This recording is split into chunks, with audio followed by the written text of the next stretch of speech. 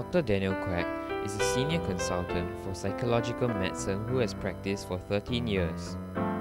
He always wanted to be a psychiatrist since he was young. I also particularly enjoy working with the most powerful organ of the human body, and that is the mind.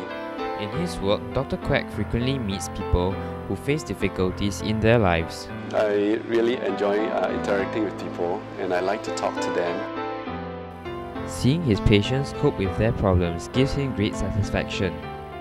As a psychiatrist, I like to see myself being included in the process of enabling people, helping people to achieve this ability to cope and manage with challenges in life.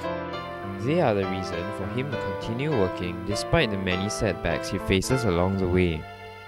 In certain instances, our help just doesn't seem to help. It can cause us to doubt ourselves. Hey, what am I doing down here? I'm trained to help.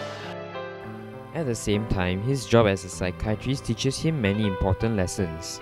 After a while, I come to realize that I'm actually going through this humbling process of realization that I'm actually a member of this same humanity.